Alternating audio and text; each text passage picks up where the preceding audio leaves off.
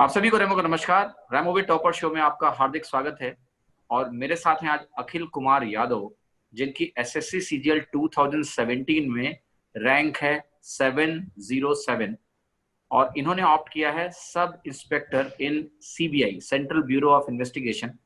तो CBI profile क्यों इन्होंने ऑप्ट करी, प्लस देखो आपको जब पता चलता है किसी की इतनी अच्छी रैंक आई है तो उसके पीछे बहुत सारा संघर्ष होता है। वो संघर्ष की कहानी क्या है, इस इंटरव्यू के माध्यम से हर चीज हम जानने की कोशिश करेंगे। तो चलिए अखिल से मिलते हैं और उन्हीं के बारे में ज्यादा से ज्यादा जानने की कोशिश करते हैं। स्ट्रैटेजी, प्रिपरेशन, क्या चैलेंजेस रहे, क्यों उन्होंने सीबीआई चूज किया, उनकी हॉबीज क्या है, कैसे उन्होंने पढ़ाई की, क्या क्या सब कुछ। अखिल, आपका बहुत बहुत स्वागत है। Thank you so much sir for inviting me. Right. So Akhil, सबसे पहला क्वेश्चन आपसे जो मेरा है वो ये है कि 2017 का एग्जाम अपने आप में, कहते ना, सदियों में एक एग्जाम ऐसा होता है जिसके पीछे इतना संघर्ष होता है। तो उसके बारे में क्या कहेंगे, और जब आपका रिजल्ट आया तो वो रिजल्ट मोमेंट क्या था, कैसे आपने रिएक्ट किया, पेरेंट्स को कैसा लगा जब उन्हें पता चला, थोड़ा सा उसके बारे में बताइए प्लीज। सर, एसएससी सीजीएल 2017 की जर्नी वैसे भी बहुत एक हेक्टिक लॉन्ग डिप्रेशन वाली जर्नी रही है। तो इसमें क्योंकि बीच बीच में कोर्ट केसेस, कभी कैंसिल होगा कभी कैंसिल नहीं होगा, तो इससे काफ़ी एक इरिटेशन फ्रस्ट्रेशन से क्रिएट हो गई थी माइंड में। बट फाइनली जब एसएससी ने रिजल्ट डेट डिक्लेयर की और 15 नवंबर को रिजल्ट डिक्लेयर किया, तो मेरा सिनारियो ऐसा था कि मैं अभी सॉर्टिंग असिस्टेंट पोस्ट पे मुंबई में पोस्टेड हूँ। तो मेरी शिफ्ट 2 बजे से 10 बजे तक की शिफ्ट मेरी चलती थी। तो 9:30 बजे मैं ऑफिस से फ्री हुआ और अपने रास्ते में था, घर जा रहा था। तो रास्ते में मैं जब एसएससी की साइट रिफ्रेश कर रहा था तो फाइनली एसएससी का रिजल्ट आया। तो रिजल्ट आते ही सबसे पहले एक सरप्राइज सा होता है कि अच्छा फाइनली उस एग्ज़ाम का रिजल्ट आ गया जिसके लिए हम बहुत टाइम से वेट कर रहे थे। तो उसके सबसे पहले मैंने अपना नाम डाला और उसमें मेरी पोस्ट देखी, रैंक देखी, तो पोस्ट में B26 अलॉट हो गई थी। तो मुझे याद था कि B26 यानी सीबीआई है, बट फिर भी कंफर्मेशन के लिए मैंने मेरी एक फ्रेंड को कॉल लगाया जो दिल्ली पुलिस में है। उससे फिर मैंने बात की और उससे पूछा कि एक बार कंफर्म करके मुझे बता दे कि जो B26 है वो सीबीआई है ना, और मेरा सिलेक्शन हो गया क्या। तो फिर उसने मेरे को कंफर्म करके बताया कि हाँ सिलेक्शन हो गया और कॉन्ग्रेचुलेशन। तो फिर उसके बाद मैंने सबसे पहले अपने पेरेंट्स को फ़ोन लगाया घर पे। तो घर पे पहले पापा से बात हुई, मम्मी से बात हुई, मेरे छोटे भाई से बात हुई, तो वो सब काफ़ी खुश हुए। फिर एक प्रॉब्लम ये थी कि रिजल्ट आने के 7 दिन पहले मेरी दादी एक्सपायर हो गई थी, तो एक सैड एनवायरनमेंट क्रिएट हो रखा था। तो वो जो सैड एनवायरनमेंट था वो कहीं ना कहीं थोड़ा सा खुशी के एनवायरनमेंट में चेंज हो गया था। तो और फिर उसके बाद घर पे बात होने के बाद बहुत सारे फ्रेंड्स का कॉल आना स्टार्ट हो गया और फिर इस तरीके से काफ़ी अच्छा लगा ओवरऑल मोमेंट। राइट। सो एक चीज और मुझे पूछनी है आपसे यहाँ पर कि जो आप शॉर्टिंग असिस्टेंट की पोस्ट पर काम कर रहे हो, मुंबई में आप काम कर रहे हो अभी, जी सर। उसमें आपका सिलेक्शन किस एग्जाम के थ्रू हुआ था? सर ये एसएससी सीएचएसएल 2016 का एग्ज़ाम था। तो अच्छा। जब मैं सीजीएल की प्रिपरेशन कर रहा था तो उसी के ड्यूरेशन में ये एग्ज़ाम कंडक्ट हुआ था, तो उसमें मेरा सिलेक्शन हुआ। तो आप कितने दिनों से जॉब कर रहे हैं वहां पर अखिल? सर मैंने अक्टूबर 2018 में मैंने ज्वाइन किया था यहाँ पे। अक्टूबर 2018। चलिए, बहुत बढ़िया। अखिल, अब अगला क्वेश्चन ये है कि आपने सीबीआई क्यों चूज किया? क्या किसी के ऊपर आपको जांच करने का मन था इसलिए, या फिर कुछ और रीजन हो? क्योंकि सीबीआई समथिंग, बहुत पैशन ड्रिवन लोग होते हैं जो सीबीआई में जाते हैं। जैसे इस साल ऑल इंडिया रैंक 9 जिनको सब कुछ मिल सकता था, उन्होंने भी सीबीआई चूज किया है। डेफिनेटली उनको पैशन होगा सीबीआई में जाना है। आपका रीजन क्या था, और आपने एग्जाम में टॉप 3 चॉइसेस कौन सी चूज करी थी कि आपको चाहिए? जी सर, जब सीजीएल 2017 की प्रिपरेशन स्टार्ट की थी तब मुझे सीजीएल के बारे में कुछ भी नहीं पता था कि इसमें कौन कौन सी पोस्ट होती है, क्या क्या प्रेफरेंस देनी होती है। तो मैं मेरे एक फ्रेंड के फ्लैट पे गया जो 4 लोग रहते थे। तब मैंने उनसे पूछा था कि मुझे सीजीएल की तैयारी करनी है तो थोड़ा सा कुछ गाइडेंस दो। तब उन्होंने बताया कि इसमें इनकम टैक्स पोस्ट होती है, एग्जामिनर पोस्ट होती है। तो जब एग्जामिनर पोस्ट के बारे में उन्होंने बताया तो मैंने उनको बोला कि एग्जामिनर वही ना जो एसएससी का एग्जाम कंडक्ट करवाते हैं। तो वो चारों लोग काफ़ी हंसने लगे कि अरे ये भी नहीं पता। तो मैंने कहा पता नहीं है तो आप ही बता दो फिर। तो फिर मेरे रिक्वेस्ट करने पे उन्होंने मुझे सब पोस्ट के बारे में बताया, लेकिन जब सीबीआई के बारे में उन्होंने बताया तो स्टार्टिंग पहली लाइन उनकी ये थी कि एसएससी सीजीएल में मोस्ट पावरफुल जॉब है। फिर उसके बाद की सोशल रेस्पेक्ट अच्छी है, डायनेमिक वर्क कल्चर है, जैसे इंटरपोल में भी काम करने का मौका मिल सकता है, पोस्टिंग अच्छी अच्छी कैपिटल सिटीज में होती है, सैलरी अदर पोस्ट से काफी ज्यादा है, करप्शन में थोड़ा सा कम है। तो ये बहुत सारे पॉइंट्स थे जिन्होंने मुझे अट्रैक्ट किया। उसके अलावा 2015 सीजीएल एग्जाम में मेरे भाई का एक्साइज इंस्पेक्टर पे सिलेक्शन हुआ था। तो जब उसकी शादी हुई थी तो एक सीबीआई के इंस्पेक्टर वहाँ आए थे। तो मेरे जो पेरेंट्स ने या फिर मेरे जो ताऊजी वगैरह थे, उन्होंने उन सीबीआई इंस्पेक्टर को अदर लोगों से बिल्कुल ही डिफरेंट ट्रीटमेंट दिया। तो कहीं ना कहीं वो मेरे माइंड में एक इम्प्रेशन बैठ गया कि ये इस पोस्ट में कुछ तो ऐसी बात है। उसके अलावा बिल्कुल, फिर सीबीआई का नाम सुनते ही लोगों को डर लगता है। जी जी सर। सो और उसके ओके। अलावा एक पॉइंट ये कि न्यूज़पेपर में डेली कुछ ना कुछ आता रहता था कि इस पे ट्रेप हुआ। तो एक काफी फेमस केस था कि दिल्ली में एक जज थी, तो उन जज को सीबीआई ने ट्रेप किया था। तो जब न्यूज़पेपर में मैंने वो पढ़ा तो मुझे लगा कि ये ऐसी कौन सी एजेंसी है जो जज को भी ट्रेप कर सकती है। तब ये कुछ फैक्टर्स हुए जिनके कारण मैं सीबीआई के लिए काफी ज्यादा अट्रैक्ट हुआ। राइट, तो सीबीआई आपकी पहली चॉइस थी या फिर चॉइस में दूसरे तीसरे नंबर पर थी?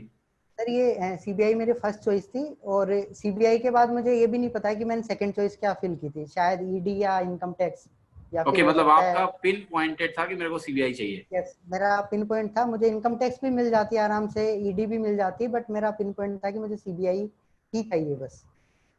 That's great, that's great. Akhil, अगला क्वेश्चन मेरा आपके लिए जो ये है कि ये सीजीएल में आपका कौन सा अटेम्प्ट था? पहला अटेम्प्ट था या इसके पहले भी आपने कुछ अटेम्प्ट सीजीएल में दिए थे? सर मैंने 2015 से ही एग्ज़ाम देना स्टार्ट कर दिया था। मैंने प्रिपरेशन यूपीएससी की थी, बट यूपीएससी की प्रिपरेशन के बीच जैसे एसएससी का कोई एग्ज़ाम है, सीपीओ आया, सीएचएसएल आया या फिर सीजीएल आया, तो कोई ना कोई आके डिस्ट्रैक्ट करता था कि ये एग्ज़ाम आया है, पहले एक बार जॉब सिक्योर कर ले। तो मैंने 15 वाला एग्ज़ाम भी दिया है, शायद मेरे 65 या कुछ मार्क्स आए होंगे, मुझे याद नहीं है। और 16 का एग्ज़ाम भी मैंने दिया। फिर उसके बाद लेकिन जो प्रिपरेशन मैंने की वो 17 के एग्जाम के लिए पर्टिकुलरली की थी। ओके, सो मतलब एक सिंसियर अटेम्प्ट आपका पहला यही था, 17 वाला? हाँ सर, सिंसियर अटेम्प्ट पहला ही था। राइट। अखिल, थोड़ा सा अपना एजुकेशनल बैकग्राउंड बताएं कि आपका एजुकेशनल बैकग्राउंड क्या है, किस माध्यम में आपकी पढ़ाई हुई है मेनली, और ग्रेजुएशन आपका किस स्ट्रीम में है, इंजीनियरिंग है या फिर नॉन इंजीनियरिंग है? सर मैं राजस्थान के नागौर डिस्ट्रिक्ट के छोटे से टाउन नावा सिटी से बिलोंग करता हूँ। और वहाँ पे जो मेरी स्कूलिंग स्टार्टिंग स्कूलिंग है 8th क्लास तक, वो हमारे होम टाउन में हुई। फिर उसके बाद 9th और 10th के लिए मैं अजमेर चला गया, जहाँ मैंने 9th 10th की।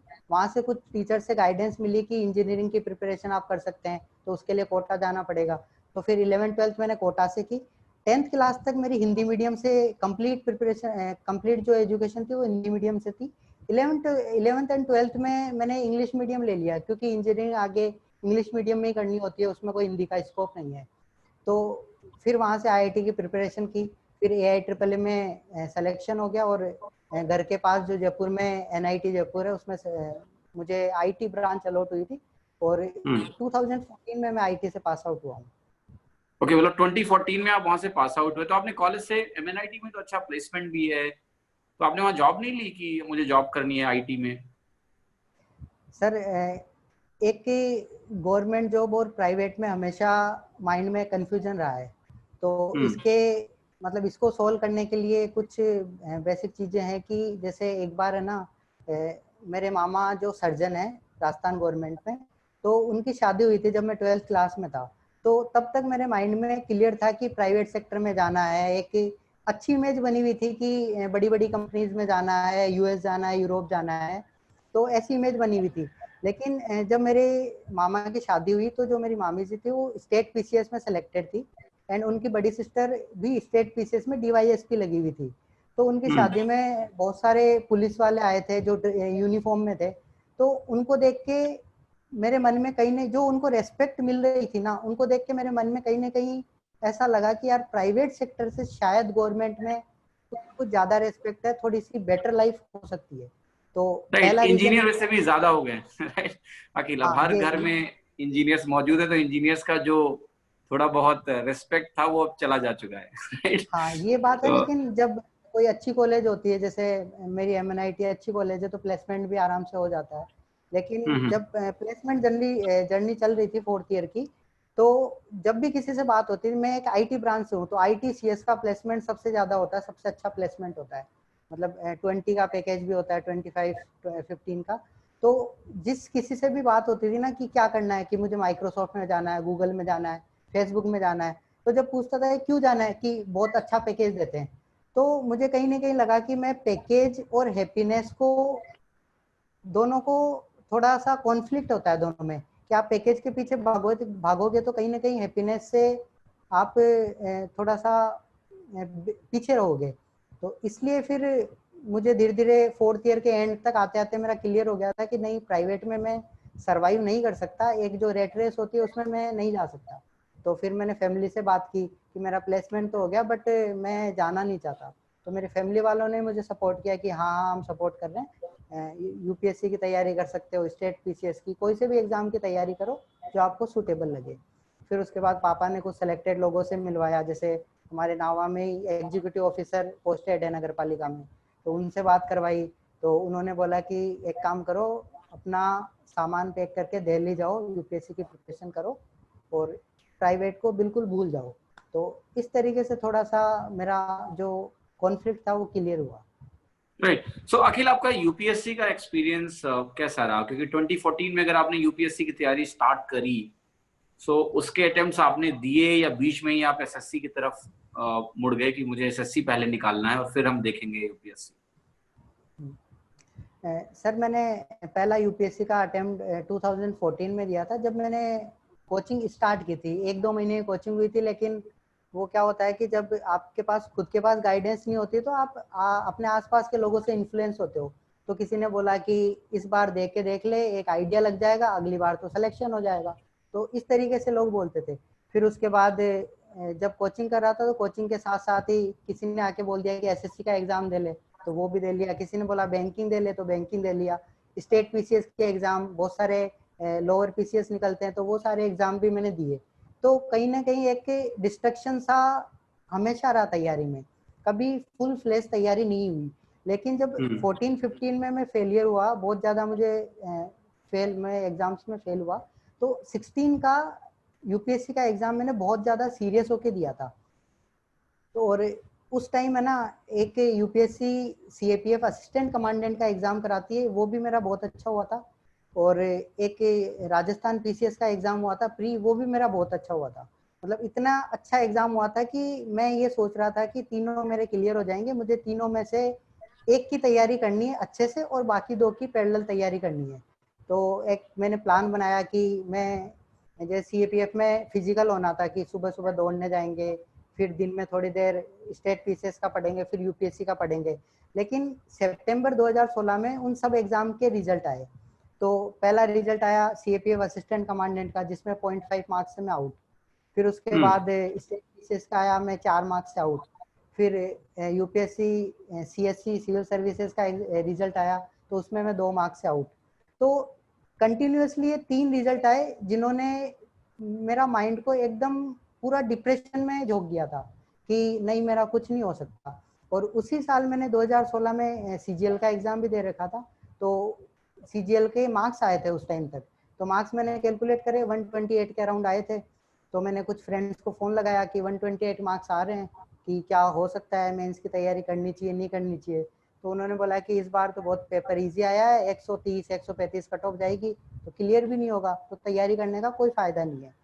लेकिन बाद में मेरा वो एग्जाम क्लियर हो गया था ओबीसी कट ऑफ से, मेरे 3 नंबर ज्यादा थे। लेकिन मैंने उसकी तैयारी नहीं की थी, क्योंकि मुझे पता ही नहीं था कि मेरा प्री क्लियर होगा या नहीं होगा। तो जब इतने ज्यादा फेलियर्स मुझे मिले, तो एक इंसान डिमोटिवेट हो जाता है। तो डिमोटिवेशन के साथ साथ डिप्रेशन आ जाता है। कहीं ना कहीं घर से थोड़ा सा फाइनेंशियल प्रॉब्लम भी स्टार्ट हो गई थी, मैं घर गया था तो कुछ पता चला। और फिर उसके बाद मैंने सोच लिया कि आई क्विट, मैंने कम्प्लीटली छोड़ दी तैयारी।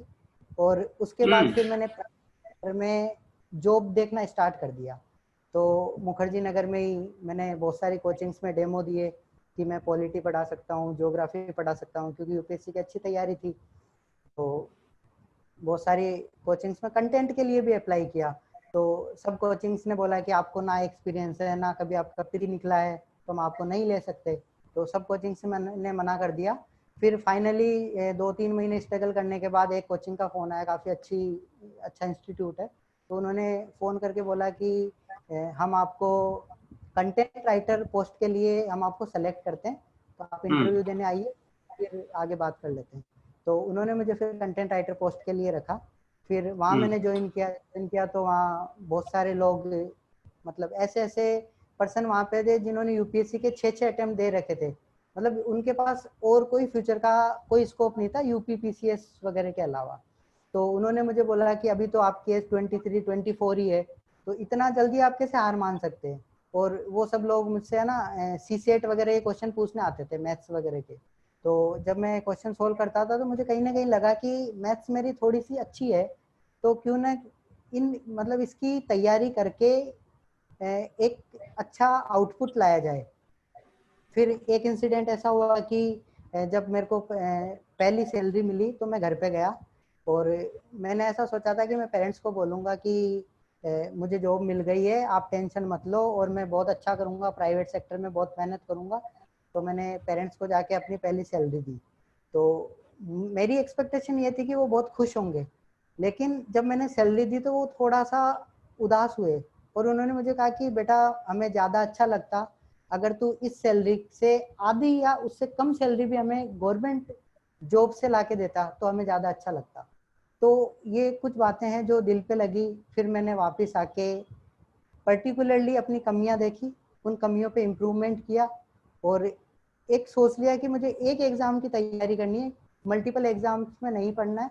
तो मैंने फिर सीजीएल 17 एग्जाम को सेलेक्ट किया था। मन से किया।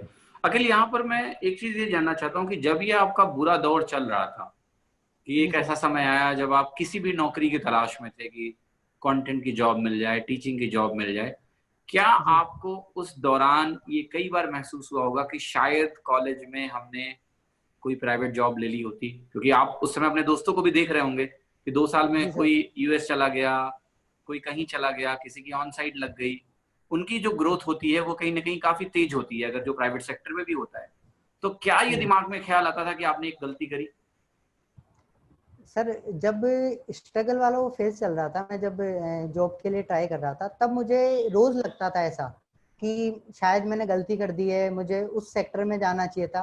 क्योंकि उस टाइम तक है ना मेरे सारे फ्रेंड्स अराउंड 15 प्लस पैकेज पे पहुंच चुके थे, 2-3 यूएस चल गए थे, यूरोप भी चल गए थे, कोरिया चले गए थे। तो मुझे कहीं ना कहीं रोज लगता था कि कहीं मैंने गलती तो नहीं कर दी। लेकिन फिर वही पुरानी बातें याद आती कि नहीं यार, एक बार अब डिसीजन ले लिया तो पीछे नहीं हटना है।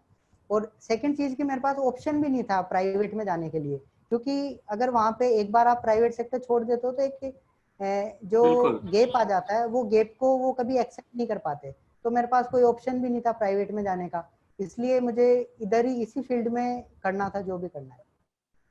नहीं, अच्छा, मैं I really appreciate your will power कि एक कहते हैं ना कि ये बहुत मुश्किल होता है। देखिए, जब कोई इम्प्लॉयबल होता है, एक जी बच्चा सर। जो बीए करके आता है, उसकी शुरुआत में इम्प्लॉयबिलिटी नहीं होती है। उसको अगर सीरीज ऑफ फेलोर्स भी मिलते हैं तो उसको पता है जी उसके पास कोई चॉइस नहीं थी पहले भी और अभी भी नहीं है। लेकिन जब एक अच्छे कॉलेज का बच्चा जो बीटेक करके एनआईटी से जॉब पा सकता था एक अच्छी, और वो ना लेके जब वो तैयारी करता है और जब कहीं नहीं होता है, तो ये बड़ा मुश्किल फेज होता है। बिकॉज एक हमेशा आप अपने दिमाग से फाइट कर रहे हो कि मेरा कहीं और अच्छा हो रहा था, मैंने उसको छोड़ के, ये कहीं ना कहीं ज्यादा बड़ा भार हो जाता है कि हमें तो प्रूव करके दिखाना पड़ेगा, वरना लोग हमें हाँ। तो बेवकूफ ही समझेंगे। ठीक है। जी जी। हाँ सर। बिल्कुल practically I understand Akhil what you went through. So Akhil, अब आप मुझे बताओगे कि पहले तो आप थोड़ा बताइए, बचपन में आप कैसे स्टूडेंट थे? पढ़ाकू थे या शरारती और पढ़ने का मन नहीं करता था? पेरेंट्स की नजर में आपको मैनेज करना कितना मुश्किल था? सर, स्कूलिंग में मैं काफ़ी इंटेलिजेंट पर्सन रहा हूँ। तो स्कूलिंग में स्टार्टिंग में मेरी फर्स्ट रैंक आती थी, फिर अराउंड टॉप 3 में मैं हमेशा रहता था। लेकिन पढ़ाई के साथ साथ में स्पोर्ट्स में बहुत ज़्यादा इन्वॉल्वमेंट मेरा था। कि क्रिकेट में रोज खेलता था, कहीं ना कहीं एग्जाम टाइम में मैं क्रिकेट खेलता था, इसलिए पेरेंट्स को बहुत बार लगा कि ये अगर यहीं पढ़ता रहा तो ये स्पोर्ट्स में इतना ज्यादा इन्वॉल्व रहेगा कि इसके 10th और 12th एग्जाम खराब हो जाएंगे। तो इसलिए फिर पेरेंट्स ने मुझे होम टाउन छुड़वा के एक दूसरी जगह ही भेज दिया कि वहां जाके पढ़ाई करो, पूरे मन लगा के पढ़ाई करो, स्पोर्ट्स वगैरह सबको भूल जाओ और बस पढ़ाई करो। राइट राइट राइट, ठीक है। अखिल, अब आप मुझे 2017 की जो आपकी जर्नी है सीजीएल की तैयारी की, कब आपने 2017 वाले सीजीएल की तैयारी शुरू करी? क्योंकि 16 का अटेम्प्ट तो आप बोल रहे हो तैयारी थी नहीं आपकी, प्रीलिम्स हो भी गया तो आपने मेंस के लिए कोई तैयारी करी थी या मेंस ऐसे ही दे दिया था? क्या था आपका माइंडसेट नहीं सर, 2016 के एग्जाम में? जब 16 के प्री का रिजल्ट आया तो उस टाइम में मैं जॉब के लिए प्रिपरेशन कर रहा था कि कहीं भी कोई कंटेंट की जॉब मिल जाए। तो फाइनली जब मुझे जॉब मिली तो मेरी प्रायोरिटी उस टाइम ये थी कि इस जॉब को सिक्योर करना है। मेरी प्रायोरिटी ये नहीं थी कि मैं सीजीएल से 16 का एग्जाम दूं, क्योंकि कट ऑफ से 2-3 मार्क्स मेरे ज़्यादा थे। और जब मैंने कई लोगों से पूछा, उन्होंने बोला इस बार तो नहीं हो पाएगा तो छोड़ दे, तैयारी मत करे। तो मैं सिर्फ एग्जाम देने गया था, तैयारी मैंने बिल्कुल नहीं की थी और इसलिए मार्क्स भी मेरे काफ़ी कम आए थे। लेकिन जब मैंने सीजीएल की तैयारी स्टार्ट की अराउंड दिसंबर 2016 या जनवरी 2017 स्टार्टिंग में, तो स्टार्टिंग में एक कहीं ना कहीं डर ये था कि जो मोटिवेशन है ना, जिसके कारण मैं पहले फेल हुआ था, कि सबसे पहले तो ये सिक्योर करना है कि एक प्रॉपरली मोटिवेशन आता रहे टाइम टू टाइम। तो मोटिवेशन के लिए एक फैमिली साइड होती है, तो फैमिली की तरफ से हमेशा मैं विजिट करता रहता था, हर महीने में चल जाता था एक बार घर। और जो प्रिपरेशन में उस कोचिंग में मैं फुल टाइम काम करता था, तो 8 घंटे आप काम करके आते हो तो एक बहुत कम टाइम मिलता है, तो मुझे डेली 2-3 घंटे कभी 4 घंटे मिल जाते थे, तो 4 घंटे में तैयारी करता था। फिर उसके बाद जब एक तैयारी थोड़ी सी अच्छी हुई मेरी, अराउंड मार्च तक 3 महीने में मेरी तैयारी अच्छी हो गई थी, तो मैंने कोचिंग में थोड़ा सा रिक्वेस्ट की कि सर मैं हाफ टाइम आ पाऊंगा, इससे ज़्यादा पॉसिबल नहीं है। तो उन्होंने मेरी रिक्वेस्ट एक्सेप्ट की और हाफ टाइम के लिए मुझे अलाउ किया। फिर उसके बाद तैयारी बहुत पीक पे थी और सीजीएल टायर 1 से पहले इतनी अच्छी तैयारी मेरी हो गई थी कि मैंने रेजिग्नेशन डाल दिया था कि मैं अब कोचिंग कंटिन्यू नहीं कर पाऊंगा, क्योंकि मुझे कहीं ना कहीं लग रहा था कि सीजीएल में मेरा हो जाएगा, अगर बाई चांस कुछ गलत भी होता है तो भी प्राइवेट जो कोचिंग्स है उनमें कहीं ना कोई मुझे ले लेंगे, क्योंकि अब मुझे एक अच्छा एक्सपीरियंस है। और उसके बाद जब टायर 1 अच्छा हो गया, टीयर 1 के बाद टीयर 2 में एक बेनिफिट मुझे इस चीज का मिला कि टीयर 2 मल्टीपल टाइम्स पोस्टपोन हुआ, आई थिंक 3 और 4 टाइम्स तो पोस्टपोन हुआ था 17 का। तो जब तैयारी कर रहे थे तो एक पीक पे जैसी तैयारी जा रही थी, उसके बाद फिर नोटिफिकेशन आता है कि ये तो पोस्टपोन हो गया। तो इस चीज को मैंने हमेशा पॉजिटिव में लिया, अपनी तैयारी को और एनहांस किया, इतना एनहांस किया कि एक मैं किस्सा आपसे शेयर करना चाहता हूँ कि टीयर 2 से पहले की बात है, जो जनवरी का महीना था, जनवरी में दिल्ली में काफी सर्दी पड़ती है, तो दिन में पढ़ पाना भी बहुत मुश्किल होता है और रात में पढ़ना भी बहुत मुश्किल होता है। तो मैंने लाइब्रेरी ज्वाइन की और लाइब्रेरी में मैं शाम को 6 बजे जाता था और सुबह 6 बजे में आता। फिर उसके बाद मैं सोता था और कंप्लीटली मैंने पूरे शेड्यूल को एक चेंज कर लिया था। तो 1 महीने मैंने इस तरीके से तैयारी की, पूरे रात भर मैं लाइब्रेरी में बैठ के पढ़ता था, क्योंकि कोई डिस्टर्ब करने वाला नहीं होता था, बहुत कम लोग पढ़ते थे रात में। फिर जब बहुत अच्छी तैयारी उस टाइम चल रही थी, तो कहीं ना कहीं एक जितनी अच्छी तैयारी होती है ना, उतना एक डर बैठता है कि कहीं ऐसा तो नहीं हो कि मेरे खत्म हो जाए।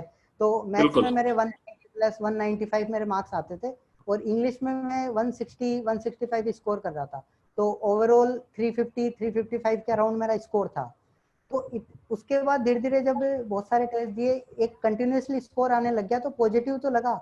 लेकिन जब मैंने स्विच किया अपने टाइमिंग को, क्योंकि 15 दिन बाद सीजीएल का मेंस था, तो सीजीएल का मेंस जो भी है वो दिन में होता है, तो इसलिए मुझे अपना शेड्यूल चेंज करना था। तो मैंने 1 फरवरी से अपना शेड्यूल चेंज किया कि मैं अब दिन में पढ़ूंगा और रात में सोऊंगा। तो 3-4 दिन तक कंटिन्यूसली मुझे नींद नहीं आई, 1-2 घंटे 2-3 घंटे नींद आई, क्योंकि टाइम स्विच करने में बहुत ज़्यादा प्रॉब्लम हुई। फिर उसके बाद मैंने 2 तारीख को टेस्ट दिया, 4 को मैंने टेस्ट दिया, तो उन टेस्ट में मेरे अराउंड 40 मार्क्स डिक्रीज हो गए। जो मार्क्स मेरे 350 355 आते थे, वो अराउंड 310 315 पे आ गए।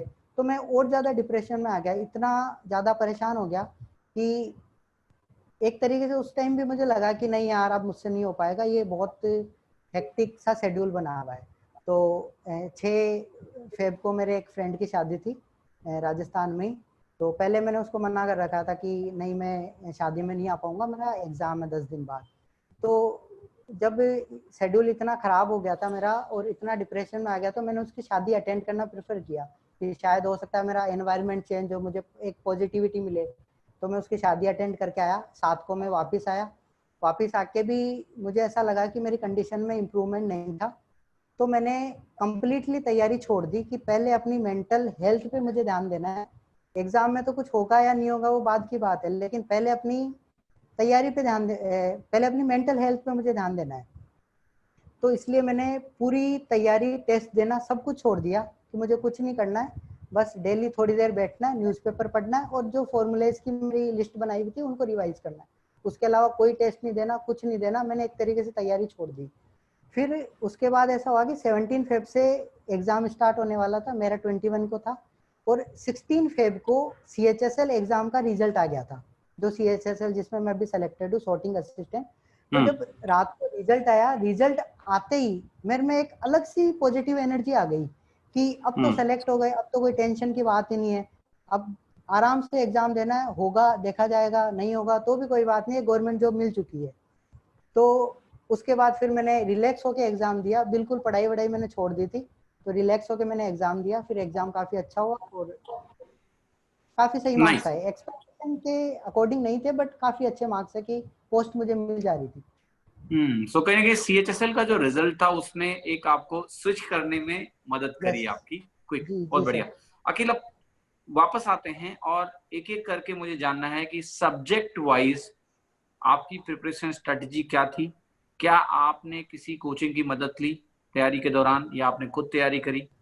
तो क्या आप किसी कोचिंग में ज्वाइन हुए थे या खुद से तैयारी कर रहे थे इस पूरी दौरान? सर मैंने कोई कोचिंग ज्वाइन नहीं की थी, मैं बस हम्म। कंटेंट का काम करता था, वो जॉब करता था यूपीएससी के लिए, तो इसलिए मुझे कभी इतना टाइम भी टाइम भी नहीं नहीं मिला। मिला। और मुझे ऐसा हम्म। लगा कि मैथ्स ऐसी चीज़ है जिसको मैं कहीं भी किसी भी नोट से या बुक से पढ़ के मैं कवर कर सकता हूँ।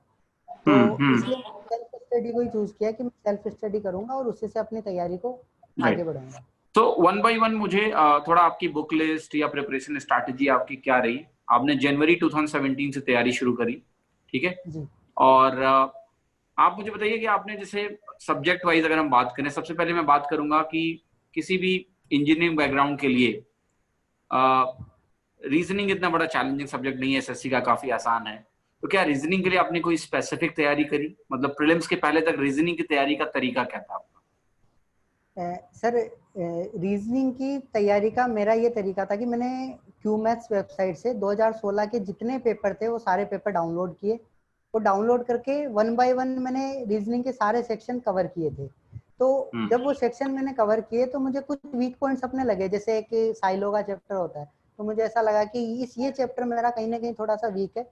एक दो ऐसे और चैप्टर मैंने आइडेंटिफाई किए, तो उन चैप्टर्स को फिर मैंने यूट्यूब पे रैंडम वीडियो कोई भी टीचर का, जैसे साइलो डाला तो बहुत सारे आ गए, उनके व्यूज देखे, कमेंट्स देखे। तो इस तरीके से मैंने फिर उन चैप्टर्स को, जो 2-3 चैप्टर थे उनको कवर किया। और जो प्रीवियस ईयर 2016 वाले जितने भी पेपर्स थे ना, 43 के अराउंड पेपर थे, तो उनसे मुझे कम्प्लीटली हेल्प मिली। और रीजनिंग में मैं श्योर था कि मेरे 50 आउट ऑफ 50 आएंगे। ठीक है, मतलब रीजनिंग की तैयारी आपकी पेपर्स के थ्रू हो गई और कुछ वीडियोस के थ्रू, राइट? जी sir. Coming to GA preparation, Akhil, GA के लिए चूंकि आप यूपीएससी बैकग्राउंड के थे, आई डोंट थिंक कि आपको बहुत ज्यादा चैलेंज हुआ होगा, पर एसएससी की जीए बहुत ही अनप्रेडिक्टेबल है, राइट? कुछ भी पूछ लेते हैं। जी सर। क्या इसके लिए आपने कोई स्पेसिफिक तैयारी करी या आपने अपनी नॉलेज पे विश्वास किया कि ठीक है देखेंगे जो होगा? सर जीए बहुत ही वास्ट पोर्शन है, इसको कवर कर पाना इम्पॉसिबल है। यहाँ तक कि यूपीएससी पढ़ने वाले के लिए भी एसएससी डिफिकल्ट होता है जीए सेक्शन में, क्योंकि यूपीएससी की एक डिफरेंट अप्रोच होती है, वो एनालिटिकल अप्रोच पे चलते हैं कि आपको जैसे 1857 की रिवोल्ट पे पूछ लिया, तो वो ये पूछते हैं कि रिवोल्ट क्यों था, म्यूटिनी क्यों थी। जबकि एसएससी में उस पर फैक्चुअल क्वेश्चन आते हैं कि झांसी की रानी के विरुद्ध कौन लड़ा, दिल्ली से कौन लड़ा, तो ऐसे फैक्चुअल क्वेश्चन के लिए मुझे अलग से तैयारी करनी पड़ी थी जीए की। तो मैंने सबसे पहले ऐसा किया था कि क्यूमेस वेबसाइट पे ही वन लाइनर की मैंने पीडीएफ डाउनलोड की। पहले 500 क्वेश्चंस की मोस्ट इंपॉर्टेंट क्वेश्चन जो हर एग्जाम्स में रिपीट होते हैं, तो उन क्वेश्चन की मैंने पीडीएफ डाउनलोड की, उनको अच्छे से मैंने पढ़ा। फिर उसके बाद मैंने थोड़ा सा 1500 क्वेश्चंस की पीडीएफ डाउनलोड की, उनको मैंने पढ़ा। फिर मुझे कहीं ना कहीं लगा कि साइंस का पोर्शन थोड़ा सा मेरा वीक है, साइंस बैकग्राउंड रहा है लेकिन साइंस का पोर्शन थोड़ा वीक है, क्योंकि बायोलॉजी के क्वेश्चंस आते हैं, फिजिक्स के भी आते हैं। तो साइंस के लिए मैंने लूसेंट को पढ़ा था, क्योंकि लूसेंट में काफ़ी लूसेंट जो आती है उसमें काफ़ी अच्छे से साइंस दे रखी है। तो साइंस पोर्शन के लिए मैंने लूसेंट पढ़ा था। बाकी के लिए प्रीवियस ईयर की पीडीएफ और 2016 के पेपर मैंने सारे सोल्व किए थे, 3-3 4-4 बार मैंने सारे पेपर किए थे और उसी से हेल्प मुझे मिल गई। एक सेक्शन इसमें आता है करंट अफेयर्स का। तो करंट अफेयर्स सेक्शन के लिए यूट्यूब पे बहुत सा 1-2 चैनल मैंने देखे थे, जीके टुडे वगैरह। तो उन चैनल्स पे कुछ कुछ क्वेश्चंस आते हैं वन लाइनर, जैसे एक स्टडी आईक्यू चैनल है, तो उस चैनल पे मैंने देखे थे कि वन लाइनर वाले क्वेश्चन वो करवाते थे, तो उनसे याद भी हो जाते थे। उन्हीं क्वेश्चन में से काफी कुछ मैच हो जाता है, अवार्ड्स वगैरह और पर्सन इन न्यूज जो भी होते हैं वो सब उन्हीं में से मैच हो जाता है। राइट। सो जीके में जो ये फैक्ट्स होते हैं, जैसे हिस्ट्री के फैक्ट्स होते हैं, एंशिएंट हिस्ट्री, और इसके प्लस इकोनॉमी जो होती है इनकी थोड़ी सी अलग सी आती है, तो उसके लिए भी कुछ आपने अलग से किया था या फिर यूपीएससी वाली तैयारी काम आई आपकी? सर इकोनॉमी और हिस्ट्री मेरे ये दो ऐसे सेक्शन थे जो मुझे यूपीएससी में भी उन्होंने बहुत परेशान किया हमेशा, क्योंकि हिस्ट्री इतनी ज़्यादा वास्ट है कि वो कभी याद ही नहीं होती थी। तो इन सब के लिए मुझे जो पीडीएफ मैंने डाउनलोड की थी उसमें जो क्वेश्चन मुझे मिले थे, वो क्वेश्चन इतने इंपॉर्टेंट क्वेश्चन थे कि वो हमेशा एग्जाम्स में रिपीट होते रहते थे। तो उन्हीं क्वेश्चंस में से 17 के पेपर में भी मुझे काफ़ी क्वेश्चन मिल गए। और जो जीए वाला सेक्शन था उसमें मेरा टारगेट ज्यादा नहीं था। मैंने ऐसे एक प्लानिंग कर रखी थी प्री की कि मुझे रीजनिंग में 50 लाने, मैथ्स में 50 लाने, इंग्लिश में 25 के अराउंड आ जाए बहुत है, और जीए में भी 25 आ जाए, 150 के अराउंड मुझे स्कोर करना है। तो 25 के अराउंड मेरा स्कोर होता था, इसलिए मैं ज्यादा जीए पे ध्यान भी नहीं देता था कि इतना बहुत है, इससे ज्यादा नहीं करना ठीक है, ठीक है, इंटरेस्टिंग है अखिल। अब अखिल, आपका जो टारगेट था इंग्लिश में 25, वो काफी इंटरेस्टिंग लग रहा है मुझे। ठीक है कि 25 क्यों? अंग्रेजी से आप परेशान थे या फिर क्या दिक्कत थी इंग्लिश में आपको? सर मैंने जब तैयारी स्टार्ट की थी तो हमेशा मैथ्स ही मैथ्स पढ़ते थे, और मैथ्स पे इतना ज्यादा फोकस होता था कि इंग्लिश को ध्यान नहीं देते थे ज्यादा। और इंग्लिश से एक डर जरूर बना हुआ था, क्योंकि हिंदी मीडियम बैकग्राउंड से जब होते हैं तो इंग्लिश से एक खौफ रहता है कि इंग्लिश तो नहीं आती, इंग्लिश में होगा भी नहीं ज्यादा। तो इंग्लिश के लिए मैं ज्यादा नहीं करता था। मैंने प्रीवियस ईयर की 1-2 बुक हल्का हल्का ऊपर से कर रखा था कि इनमें से आ जाएगा तो ठीक है, नहीं आएगा तो मेंस में देखेंगे, पहले एक बार प्री अच्छे से क्लियर हो जाए। तो मेरा टारगेट ज्यादा नहीं था कि 25 आ जाए, मैं खुश था। लेकिन इंग्लिश के पेपर में ऐसा हुआ कि न्यूज़पेपर की एक मेरी आदत हमेशा से रही है, न्यूज़पेपर रीड में करता रहता था। तो ग्रामर पोर्शन मैंने नहीं पढ़ा था तो मुझे नहीं आता था, लेकिन न्यूज़पेपर से इतनी हेल्प मिली कि हमारे पेपर में जो क्लोज टेस्ट आया था वो भी मैं न्यूज़पेपर की हेल्प से कर पाया था, जो PQRS आए थे वो भी मैं कर पाया था। तो इस तरीके से अंडरस्टैंडिंग बेस्ड जो इंग्लिश है उसने बहुत हेल्प की मुझे प्री राइट, मतलब एग्जाम। आपने प्रीलिम्स के पहले इंग्लिश के ऊपर ज्यादा एफर्ट नहीं किया? जी जी सर। कोई बुक पढ़ी थी आपने प्री के पहले इंग्लिश के लिए? सर प्री के पहले नीतू सिंह की बुक मैं लेके आया था, मिरर ऑफ कॉमन एरर लेके आया था, एमबी पब्लिकेशन भी लेके आया था। लेकिन कभी उन बुक को मैं 4-5 सेट लगाने से ज़्यादा मैं सोल्व नहीं कर पाया, क्योंकि सेट करते थे 2 दिन बाद कुछ याद नहीं रहता था तो भूल जाते थे। तो एक प्लान पता नहीं चला कि किस तरीके से पढ़ना है। तो इंग्लिश को मैं हमेशा डर रहता था, तो मुझे हमेशा ऐसा लगता था कि मैथ्स में अच्छा स्कोर करो, इंग्लिश तो शायद नहीं हो पाएगी अपने से, और मेंस में देखा जाएगा जब मुझे एक बार कम से कम प्री तो में सब अच्छे मार्क्स। ग्रामर के ये रूल्स नहीं पढ़े थे आपने अखिल, जो कुछ होते हैं? नहीं सर, कुछ भी प्री नहीं? से पहले मैंने कुछ प्री से पहले मैंने कुछ भी नहीं पढ़ रखा था। वोकैबुलरी के लिए कोई खास तैयारी? नहीं, वो केप के लिए नीतू सिंह जो बुक है उसमें उन्होंने स्टार्टिंग में एंटोनिम सिनोनिम दे रखे थे, तो वो भी मैंने जब पढ़ना स्टार्ट किया तो स्टार्टिंग में क्या जोश होता है कि आज 20 पढ़ लिए, कल 20 पढ़ लिए, तो वो 5-6 दिन चलता है, इससे ज़्यादा वो जोश नहीं रहता। तो स्टार्टिंग में मुझे ए वाले बी वाले याद रहते थे, उसके बाद वी वाले डब्ल्यू वाले वो कुछ याद नहीं थे। और प्रीवियस ईयर के जरूर मैंने थोड़े बहुत 16 के जब पेपर सोल्व किए थे तो प्रीवियस ईयर जो 16 में आ रखे थे वो उनको मैंने याद कर लिया था कि इनमें से अगर कोई आ जाए ना तो वो मेरे से स्किप नहीं होना चाहिए। तो 16 वालों से थोड़ी सी हेल्प मिली और ज़्यादा मेरा फोकस नहीं था इंग्लिश पे, इसलिए मैं 37.5 मार्क्स आए थे और मैं खुश था। तो 37.5 तो फिर भी काफी है, आपकी एक्सपेक्टेशन से काफी है, 50% ज्यादा। मेरी एक्सपेक्टेशन हाँ 25 थी और थोड़ा सा फिर जब पेपर पास में आने लगा तो 30 मार्क्स मेरे आने लगे थे, तो 30 में मैं खुश था कि हाँ बहुत है, और 37.5 आए तो मैं बहुत ज्यादा खुश हो गया। ठीक है। So coming to the math वाली प्रिपरेशन जो अखिल होती है मैथ्स के लिए, तो कहीं ना कहीं जो साइंस बैकग्राउंड के लोग होते हैं उनको मैथ्स के पीछे वो पड़ जाते हैं बिकॉज थोड़ा स्ट्रेंथ भी होती है उनकी। सो मैथ्स की तैयारी आपने कैसी करी, बेसिक्स? क्योंकि यूजुअली देखिए जो टॉपिक्स हैं ठीक है वो क्लास 10th वाले हैं, बट जो इंजीनियरिंग मैथ्स होती है जब आप आईआईटी की तैयारी शायद कर रहे थे वो बहुत अलग होती है जो यहाँ पढ़ते हो उससे, एक्सेप्ट कुछ टॉपिक्स हैं, थोड़ी थोड़ी चीजें कॉमन है, बट अदरवाइज एरिथमेटिक का पूरा पोर्शन डिफरेंट है। तो क्या एक तो आपने शिफ्ट महसूस किया, दो आपने आईआईटी की तैयारी कर रखी थी पहले बट वो 5-7 साल पहले, फिर आप यहाँ पर आए एसएससी की मैथ उठाई आपने, तो क्या सिमिलैरिटीज लगी, क्या डिफरेंस लगा और आपने इसको कैसे तैयार किया? सर 2016 मेंस का जब मैंने पेपर दिया था तो पेपर देने के बाद उस पेपर में मैं 70 अटेम्प्ट कर पाया था। तो जब उसकी आंसर की आई तो आंसर की मैंने देखी और एक एक क्वेश्चन को मैंने सोल्व किया। सोल्व करने के बाद मुझे पता लगा कि मैं क्वेश्चन तो अराउंड 80-85 कर लूंगा, लेकिन जो चैलेंज है वो चैलेंज ये है कि उस 2 घंटे के अंदर 100 क्वेश्चन करने, ये सबसे बड़ा चैलेंज होता है। तो उस चैलेंज के लिए जो अपने बेसिक जो मेथड्स है उन मेथड से आपको कहीं ना कहीं एडवांस मेथड पे स्विच करना पड़ता है। तो एडवांस मेथड्स के लिए मैंने कुछ लोगों से गाइडेंस ली, तो उन्होंने बोला कि राकेश यादव क्लास नोट्स आती है तो वो परचेज कर लो और किरण की प्रीवियस ईयर बुक ले लो और उससे तैयारी स्टार्ट करो। तो मैंने सबसे पहले राकेश यादव सर की बुक ली।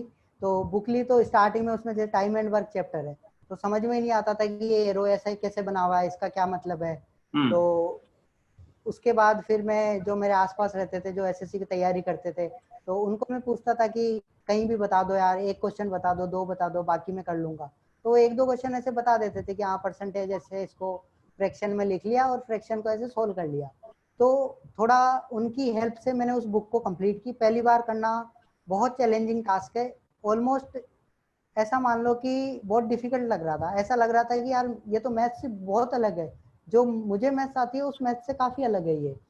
तो उस बुक को मैंने धीरे धीरे कंप्लीट किया और कंप्लीट करने के साथ साथ जो मेथड्स उसमें दे रखे हैं उन मेथड्स को मैंने एनालाइज भी किया। जैसे एलसीएम मेथड है टाइम एंड वर्क में, तो मैंने एनालाइज किया कि जो प्रिमिटिव मेथड है वन टोटल वर्क को वन मान के, तो इसी मेथड को कहीं ना कहीं 2 स्टेप आगे आगे ले जाके ये मेथड बनाया हुआ है। तो ये डेरिवेशन मुझे जब पता लग गया तो मुझे कॉन्फिडेंस आने लगा कि हाँ ये मेथड बहुत अच्छा है और बहुत सटीक मेथड है, इस मेथड से बहुत जल्दी आंसर आएगा, हवा में भी आंसर आएगा। मैंने उस बुक को एक बार कंप्लीट किया, फिर उसके बाद 2 बार किया, तीसरी बार जब मैंने कंप्लीट किया तो उसमें स्टार मार्क कर लिया कि ये डिफरेंट टाइप के क्वेश्चन है, इनको मुझे बार बार रिवाइज करना है। उसके साथ साथ फिर मुझे पता लगा कि इस बुक में से कुछ चैप्टर मेरे वीक रह गए, जैसे डिस्काउंट वीक रह गया, रेस वीक रह गया, इंस्टॉलमेंट मुझे नहीं आता था। तो ये कुछ चैप्टर्स प्रोबेबिलिटी उसमें नहीं है, क्वाड्रेटिक भी इतना अच्छा नहीं है। तो ये जो वीक जो चैप्टर रह गए थे उनको मैंने आइडेंटिफाई किया और उनके यूट्यूब पे वीडियोस देखे कि कोई भी यूट्यूब पे 20 मिनट्स 30 मिनट्स का वीडियो मिल जाता था, तो उसको देख के फिर मैं नोट्स बना लेता था। और उसके अलावा किरण पब्लिकेशन की बुक मुझे काफ़ी अच्छी लगी, जिसमें सारे कंप्लीट बुक मैंने नहीं की थी, लेकिन जो जो चैप्टर मेरे वीक रहे थे, जो जिनके कॉन्सेप्ट मेरे क्लियर नहीं हुए थे राकेश यादव बुक से, तो उसके लिए मैंने फिर किरण की बुक कंप्लीटली सोल्व, किरण की बुक से वो चैप्टर पूरा सोल्व किया और उसके बाद मुझे काफ़ी अच्छा उसमें लगा। और उसके अलावा जी सो अखिल, आप हर चैप्टर के नोट्स बनाते थे क्या, कि थियरी के नोट्स बना लिया आपने भाषा में लिख लिया, या फिर आप बगैर नोट्स के उन्हीं किताबों में मार्क करके काम चलाते थे, क्या तरीका था आपका? सर मैं उन्हीं बुक्स में पहले मार्क करता था, उन्हीं में मार्किंग कर रखी थी, रेड पेन से ब्लू पेन से अलग अलग है ना, तो उन्हीं में मार्किंग कर रखी थी। लेकिन मुझे एडिशन तो करना था उसमें, क्योंकि वो बुक कंप्लीट नहीं है, अच्छी बुक है लेकिन कंप्लीट बुक तो नहीं हो सकती कोई भी प्रिपरेशन के लिए। तो जो एडिशन मैंने किया था उनके लिए मैंने अपनी सेपरेट एक शीट बना ली थी, A4 शीट के एडिट करता रहता था मैं पेपर्स। तो जैसे प्रोबेबिलिटी है तो उसका एक पेज में नोट्स बना लिए, क्वाड्रेटिक के बना लिए, और कोऑर्डिनेट ज्योमेट्री उसके भी मैंने बना लिए। और उसके बाद फिर मॉक टेस्ट जब लगाते थे तो मॉक टेस्ट में टायर 1 में बहुत सारे ऐसे क्वेश्चंस होते हैं जो नहीं आते थे। लगभग हर पेपर में दो तीन मैथ्स के क्वेश्चन मिल जाते थे। तो उन क्वेश्चंस को मैं उस अपनी जो नोट्स थे उनमें मैं ऐड करता रहा। और फिर उसके बाद एट द एंड पूरी प्रिपरेशन के बाद अराउंड 400 क्वेश्चन का मेरे पास एक बंच बन गया था। और उन 400 क्वेश्चन ने मेरी बहुत ज़्यादा हेल्प की है, क्योंकि वो अल्टीमेट क्वेश्चंस थे। एक अच्छा जो मेरे पास कलेक्शन था ना, वो कलेक्शन मेरे पास हो गया था शॉर्ट ट्रिक्स का, अच्छे अच्छे क्वेश्चंस का, नोट्स का। तो उन्होंने बहुत हेल्प की है मेरी। ओके, सो उसको आप बार बार रिवाइज करते रहे? जी सर। तो प्री के पहले आपने मैथ्स का पूरा सिलेबस खत्म कर लिया था मेंस लेवल तक का, या फिर आपको ये था कि प्रीलिम्स के बाद मेंस के लिए फिर और मेहनत करेंगे? सर प्री तक मैथ्स का मेरा कंप्लीट सिलेबस हो गया था, दो तीन बार हो गया था, मेंस लेवल तक का भी हो गया था। एक दो चैप्टर मेरे फिर भी वीक रह गए थे, जैसे ज्योमेट्री हो गया, मतलब एडवांस का पोर्शन, मेंसुरेशन हो गया। तो इनमें मैं इतना कॉन्फिडेंट ज्यादा नहीं था। तो इन चैप्टर्स के लिए मैंने प्री तक के लिए इतना रख रखा था कि प्री एक बार हो जाए, प्री के बाद इन चैप्टर्स को मैं कहीं और जगह से सोल्व करूंगा, क्योंकि इन चैप्टर पे थोड़ी कमांड बनाना बहुत जरूरी है। अराउंड 45% वेटेज इन चार एडवांस के चैप्टर का होता है। तो इनके लिए फिर मैंने प्री के बाद तैयारी की थी। ओके, और प्रीलिम्स के लिए आपने मॉक टेस्ट देना कब शुरू किया? किस महीने में आपने स्टार्ट कर दिया मॉक देना? सर सबसे पहले जब तैयारी में 1-1.5 महीना हो गया था, तो मेरा CHSL 2016 का एग्जाम था, 8 फेब के अराउंड, है ना। तो उस एग्जाम के लिए मैं बिल्कुल भी सीरियस नहीं था कि ये तो एक प्रैक्टिस के लिए चलो दे के आते हैं और इसमें सिलेक्शन तो होगा नहीं। तो उसके लिए मैंने 5-6 मॉक लगाए थे। और उस टाइम क्या है कि पैटर्न ऐसा था कि 1 आवर 15 मिनट्स का था। तो 5-6 मॉक मैंने लगाए और मैथ्स थोड़ी सी पढ़ी हुई थी, तो उससे एक आइडिया लग गया था, थोड़ी सी स्पीड भी इंक्रीज हो गई थी।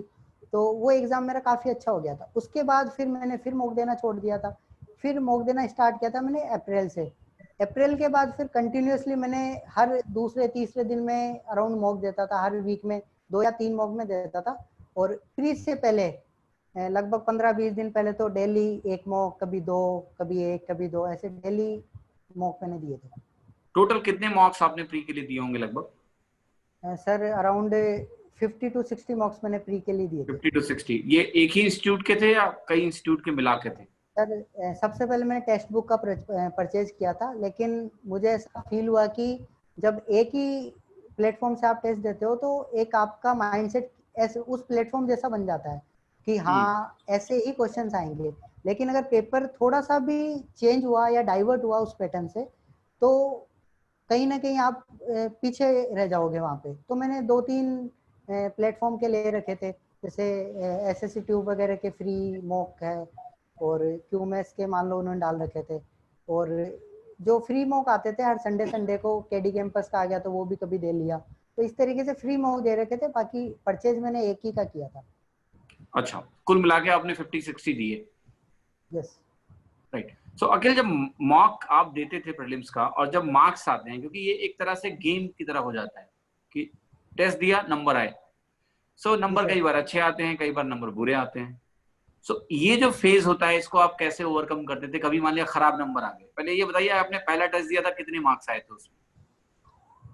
सर पहला टेस्ट मैंने दिया था तो अराउंड 110 के अराउंड मार्क्स आए थे। और मैंने क्या CGL 16 का एग्जाम दे रखा था, तो उसमें 128.5 के अराउंड आ रखे थे। तो जब प्रिपरेशन अच्छी करी, तो जब आपके मेथड्स चेंज होते हैं और वो पूरी तरीके से चेंज नहीं हो पाते हैं, क्योंकि कहीं ना कहीं वो प्रिमिटिव मेथड्स और नए एडवांस मेथड्स के बीच में स्विच कर पाना थोड़ा सा मुश्किल था। तो जब वो ट्रांजिशन फेज चल रहा था तो मॉक में देता था, तो हमेशा कंफ्यूज रहता था कौन सा मेथड लगाऊं, क्या ये मेथड काम करेगा नहीं करेगा। तो मेरे मार्क्स हमेशा 100-110 के अराउंड मार्क्स आते थे। फिर 10-15 मैंने मॉक लगाए तो मार्क्स इंक्रीज होके 120-130 के हो गए। तो जब लगभग 30 मॉक मैंने लगा लिए थे, तो मेरा एवरेज 140 प्लस हमेशा हमेशा ही आता था, 140 प्लस। फिर उसके बाद 10-12 मॉक और लगाए तो 150 प्लस के अराउंड मेरा मार्क्स हमेशा फिक्स हो गया था। 1-2 मॉक में कम आते थे तो मैं इग्नोर करता था, चलो कोई बात नहीं, पेपर टफ है, इसको छोड़ो और उन क्वेश्चंस को नोट कर लो, आगे कभी आएंगे तो उनको अच्छे से करेंगे। राइट। सो अखिल, आपका मॉक में जो परसेंटाइल का रेंज था वो क्या होता था? मतलब अगर रेंज लोवेस्ट टू हाईएस्ट कितना परसेंटाइल आपकी आई? सर जब स्टार्टिंग में मैंने मॉक दिया था तो मेरा अराउंड 80 परसेंटाइल, कभी कभी 75 परसेंटाइल भी मेरा रहा है। फिर धीरे धीरे जब इम्प्रूवमेंट हुआ तो 90 परसेंटाइल प्लस रह गया। फिर जब प्रिपरेशन काफ़ी अच्छी हो गई और एंड की प्रिपरेशन थी, तब मेरे जो परसेंटाइल था वो 98 99 प्लस परसेंटाइल हमेशा रहा है। तो 10-15 मौके कंटिन्यूसली 99 प्लस परसेंटाइल रहा है तो एक अलग ही कॉन्फिडेंस आ जाता है। राइट। सो प्रीलिम्स जब आप दे रहे थे अखिल, तो क्या था आपका ऑर्डर? जैसे एक फिक्स ऑर्डर होता है कि भाई मैं पहले ये, जो एग्जैक्ट स्ट्रैटेजी आपने पहले बनाई दिमाग में कि ऐसे करना है पेपर, वो स्ट्रैटेजी क्या थी? और क्या वो स्ट्रैटेजी एग्जाम में पूरा आप उतार पाए या डाइवर्जन हुआ उसमें? सर जब रूम पे मॉक देते थे तो हमेशा जब आप किसी से बात करते हो तो कोई ये बोलता है कि इंग्लिश पहले करो, कोई बोलता है मैथ पहले करो, कोई बोलता है जीए पहले कर लो, कोई रीजनिंग पहले बोलता है, तो सबका एक अलग अलग पैटर्न होता है। तो मैं बहुत ज़्यादा कंफ्यूज था कि कौन से सेक्शन को पहले अटेम्प्ट किया जाए। तो मैंने सारे सेक्शन लेके इंडिविजुअली मैंने मॉक्स दिए।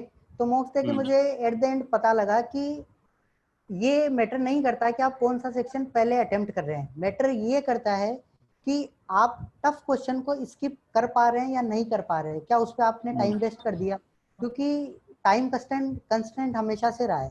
तो इस चीज से मैं कंप्लीटली क्लियर था कि मुझे क्वेश्चन नंबर 1 से स्टार्ट करना है और क्वेश्चन नंबर 100 तक पहले कंप्लीट करना है, चाहे से मेरे से 50 क्वेश्चन हो चाहे से 100 हो। 50 तो हो ही जाते थे क्योंकि जीए में मैं 25 करता था, चाहे से कोई आए चाहे से नहीं आए, 25 अटेम्प्ट करने, और इंग्लिश में भी 25 अटेम्प्ट करने, क्योंकि उसमें भी ज़्यादा कुछ आता नहीं था कि कंप्लीट अटेम्प्ट करने। तो 50 तो ये फिक्स थे। रीजनिंग में 21 22 हो जाते थे और मैथ्स में अराउंड 10 to 15 क्वेश्चन में मैथ्स में पहले राउंड में करता था। तो इस तरीके से 75 के राउंड मेरे क्वेश्चन हो जाते थे, ये मेरा पैटर्न रहता था।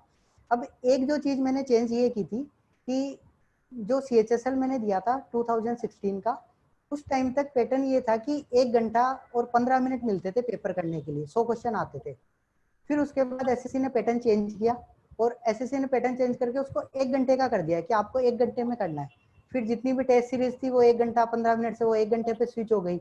तो मैंने ये फील किया, ऑब्जर्व किया कि मैं 1 घंटा 15 मिनट से 1 घंटे पे भी 10 मॉक लगा के स्विच कर रहा था इजीली। फिर मेरे माइंड में ऐसा आया कि कहीं मैं इस 1 घंटे को रिड्यूस करके 50 मिनट्स पे ला सकता हूँ या नहीं ला सकता। तो मॉक में फिर मैं ऐसे देने लग गया कि पहले स्टार्टिंग में 55 मिनट्स का मैं लेके चलता था, तो 5 मिनट में आइडियल बैठा रहता था और फिर उसके बाद 5 मिनट कंप्लीट होने के बाद मैं मॉक स्टार्ट करता था।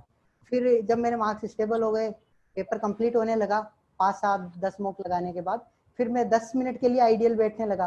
तो एट द एंड इतना मुझे पता लग गया कि 50 मिनट में मेरा पेपर कंप्लीट हो जाता है और फिर जो बचे हुए 2-4 टफ क्वेश्चन आते हैं उनको बचे हुए 10 मिनट में आराम से सोल्व कर लेंगे। तो ये मेरा तो पैटर्न आपका रहा। ऑर्डर क्या था अखिल? सब्जेक्ट अटेम्प्ट करने का मेन ऑर्डर क्या था आपका? सर मेरा ऑर्डर ये था कि पहले मैं रीजनिंग करता था, रीजनिंग में अराउंड 23 24 जितने भी क्वेश्चन आ जाए। जीए में मैं फिर सेकंड नंबर पे जीए करता था, जीए में कंप्लीट 25 अटेम्प्ट करने। फिर मैथ्स पे मेरा ये फोकस था कि मैथ्स में 15 क्वेश्चन के अराउंड करने, ज़्यादा नहीं करने, क्योंकि वहाँ पे थोड़ी सी कैलकुलेशन आ जाती है कुछ क्वेश्चन में और उनसे टाइम वेस्ट होता है। तो मैं 15 क्वेश्चन का मेरा टारगेट था, ये कंप्लीट करो। फिर मैं इंग्लिश करता था, फिर उसके बाद 1-2 क्वेश्चन जो रीजनिंग में बच जाते थे वो करता था, फिर मैथ्स पे आता था, फिर बचा हुआ आराम से पूरे टाइम में मैथ्स सोल्व करता था। तो ये मेरा ऑर्डर रहता था। तो अखिल कोई आपने टाइम फिक्स कर रखा था कि पहले रीजनिंग करेंगे तो रीजनिंग में इतना टाइम देंगे, जीए में इतना टाइम देंगे, कैसे क्या टाइम सेटिंग थी आपकी? सर स्टार्टिंग में तो मैं ये कंप्लीट नहीं कर पाया, लेकिन धीरे धीरे जब मॉक दिए तो मुझे एक आइडिया लग गया कि अराउंड 5 मिनट्स के अंदर जीए कंप्लीट हो जाती है।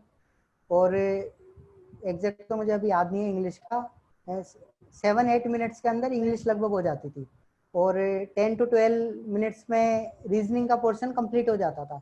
तो इन पोर्शन को करने के बाद और 10-12 क्वेश्चन जो मैं मैथ्स के करता था, तो उन क्वेश्चन के करने के बाद मेरे पास 25 मिनट्स आराम से बचते थे। तो इस तरीके से मेरा एक टाइम मैनेजमेंट था कि 30 मिनट्स में मुझे एक बार पूरा 30-35 मिनट्स में एक बार पेपर को कंप्लीट कर लेना है। राइट। सो प्री में आपके टोटल अटेम्प्ट कितने थे अखिल? सर 100 कंप्लीट अटेम्प्ट किए थे पूरे 100। सो पेपर करने जी। के बाद आप कॉन्फिडेंट होंगे कि मेरा पेपर अच्छा गया है? जी सर, पेपर में कॉन्फिडेंस हमेशा मैथ्स और रीजनिंग से आता है, क्योंकि जीए का किसी को नहीं पता होता और इंग्लिश का भी किसी को नहीं पता होता। मतलब मुझे नहीं पता था क्योंकि मेरी तैयारी अच्छी नहीं थी। तो आपके मार्क्स जब कितने आए बाद में अखिल? जी सर, मेरे प्री में टोटल 170 मार्क्स थे। जब मैंने वेरी गुड। रीजनिंग की तो रीजनिंग में 25 क्वेश्चन मेरे सही थे, और मैथ्स मैंने की, मैथ्स में भी 25 मेरे सही थे। तो 50 रीजनिंग में आ गए, 50 मैथ्स में आ गए, तो 100 आउट ऑफ 100 हो गए।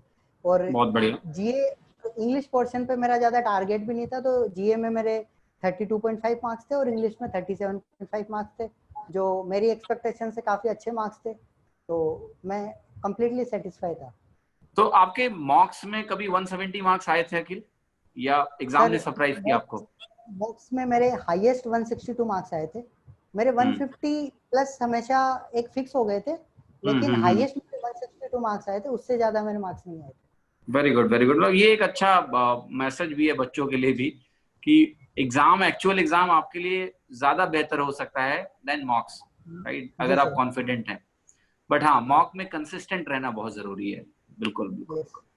तो अखिल, व्हाट आफ्टर प्रीलिम्स? प्रीलिम्स हो गया, प्रीलिम्स अच्छा गया, मींस की तैयारी आपने तुरंत शुरू करी या थोड़ा वेट किया कि रिजल्ट आएगा तब करेंगे? सर जब प्रीलिम्स एग्जाम हो गया था तो इतना कॉन्फिडेंट हो गए थे कि 150 प्लस मार्क्स आ जाएंगे। मैंने एक आइडिया लेके मैं चला था कि हो सकता है एक क्वेश्चन रीजनिंग में गलत हो जाए, क्योंकि अपन है ना हमेशा एक मोटा मोटा आइडिया लगा लेते हैं कि एक क्वेश्चन इसमें गलत हो जाए, एक दो क्वेश्चन मैथ्स में गलत हो जाए कैलकुलेशन की वजह से। तो ऐसे करके मैंने एक टारगेट बना रखा था कि 155 के अराउंड मेरे मार्क्स आ जाएंगे।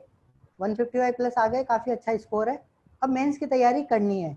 तो जिस दिन मेरा प्रीलिम्स कंप्लीट हुआ उसके बाद 2-4 दिन का मैंने ब्रेक लिया। ब्रेक लेने के बाद मैंने मेंस की तैयारी स्टार्ट कर दी। तो मेंस की तैयारी मैंने स्टार्ट ऐसे की कि सबसे पहले मैंने एक मैथ्स का मॉक लगाया, एक इंग्लिश का मॉक लगाया। तो मैथ्स का मॉक जब मैंने लगाया तो मेरे 170 मार्क्स के अराउंड आए थे। इंग्लिश का मॉक मैंने जब लगाया तो मेरे 110 मार्क्स आए थे उस पहले मॉक में। तो कहीं ना कहीं मैं थोड़ा डर गया था। मैंने कहा कि यार अब मैथ्स तो चलो ठीक है, 170 से 190 195 पहुंचा देंगे, इतनी टफ बात नहीं है, मॉक्स लगाएंगे तो हो जाएगा। लेकिन इंग्लिश में 110 से 150 160 क्रॉस करना बहुत डिफिकल्ट टास्क है। तो ये मेरे लिए कहीं ना कहीं चैलेंजिंग था। तो इस चीज को कम करने के लिए एक बार मैं मुखर्जी नगर गया था, तो मेरी एक फ्रेंड है, तो उसकी मैंने जब टेस्ट अटेम्प्ट देखे तो उसके इंग्लिश में 180 185 आते थे जब उसने टीयर 2 के मॉक्स लगाए। तो मैं तो कम्प्लीटली शॉक्ड था कि 180 प्लस भी इंग्लिश में आ सकते हैं, क्योंकि मैंने तो कभी सोचा भी नहीं था कि हिंदी मीडियम में होके मैं इतने मार्क्स कभी ला सकता हूँ। ये तो मेरी ड्रीम में भी नहीं था कभी। तो मैंने सबसे पहले बोला कि मैं आपको गुरु मानता हूँ, कैसे भी करके मेरे इंग्लिश के जो मार्क्स है ना वो 110 से 150 तक ही पहुंचा दो, कैसे भी करके जो आप बोलोगे मैं उसको फॉलो करूंगा। तो उस फ्रेंड ने मुझे एक अच्छी सी स्ट्रेटेजी मुझे इंग्लिश की बताई थी, जो कंप्लीटली मैंने 60 डेज के अराउंड मैंने फॉलो किया था।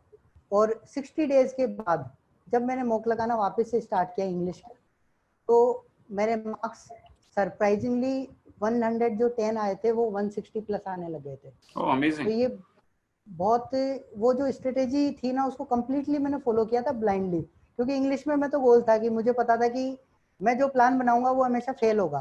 तो किसी ऐसे पर्सन का कोई प्लान लिया जाए जो उसने खुद पे अप्लाई किया और वो उसके लिए सक्सेसफुल रहा है, तो उसका प्लान मैंने कंप्लीटली खुद पे लगाया। तो राइट। सो अखिल, वो प्लान, जो भी स्टूडेंट्स हमारे इस इंटरव्यू सीरीज को फॉलो करते हैं, और इंग्लिश सबके लिए बड़ा चैलेंज होता है, उन्हें भी वो प्लान जरूर बताइए कि 60 डेज में आपने कैसे अपना स्कोर 110 से 160 प्लस पहुंचाया।